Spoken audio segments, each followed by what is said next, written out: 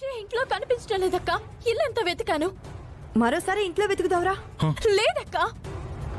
స్కూల్కి ఏమైనా వెళ్ళిపోయిందేమో. School bag బట్టలు అన్ని ఇంట్లోనే ఉన్నాయి. అయినా నాతో చెప్పకుండా స్కూల్ కిందకు వెళ్తుంది. నిన్న స్కూల్ నుంచి వచ్చిన దగ్గర నుంచి కూడా చాలా దిగులుగా కనిపించింది. రాత్రి నేను గుచ్చి అడిగినా కూడా నాతో ఏం చెప్పలేదు. నిన్న స్కూల్ దగ్గర వేదవతి వాళ్ళు తిట్టినందుకే ఆ బాధతో బయటికి వెళ్లిపోయినట్టుంది. అలా వీధిలోకి వెళ్లి వెతికొస్తాను. మీరు కూడా మరోవైపుకు వెళ్లి వెతకండి. ఆగవని, నీకొక విషయం చెప్పాలి. నిన్న అక్షయ్ డల్గా ఎందుకుందో తెలుసా? స్కూల్ దగ్గర వేదవతి వాళ్ళు అక్షయ్ని నానా మాటలు అన్నారంట. నీ తల్లేమో తప్పు చేసి కూడా ఇంకా తల్లెగరేసుకొని తిరుగుతోంది. దానికి కొంచెం కూడా భయం భక్తి లేవు. నువ్వు కూడా ఇలాగే తయారవుతున్నావు. నువ్వు నీ తల్లి ఏం బాగుపడతారే? అసలు మీరు మనుషులేనా? విశ్వాసం ఉందా మీకు? నువ్వు బాధపడతావని నీ దగ్గర చెప్పుకోలేకపోయింది.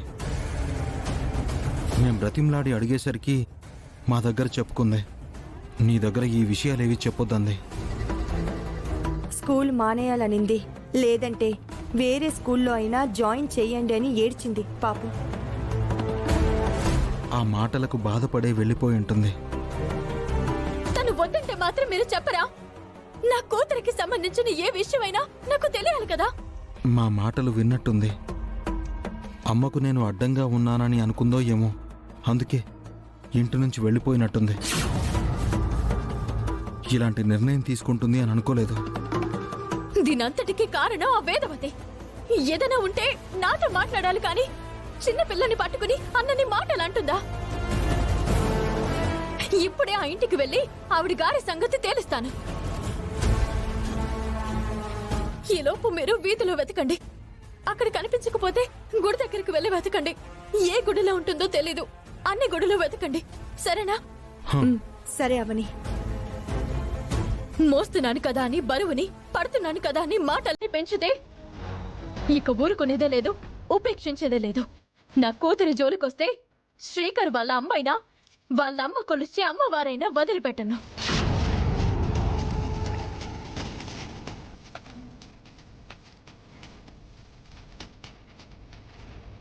ఈ గొడవ ఎంత దూరం వెళ్తుందో. ఎంత దూరమైనా వెళ్ళనివ్వండి. ఈసారి ఆ వేదవతి ఇంటి పునాదులు కదిలిపోవాలి, గోడలు బద్దలు కావాలి. ముందు మనం అక్షయ్ని వెతుకుదాం పద.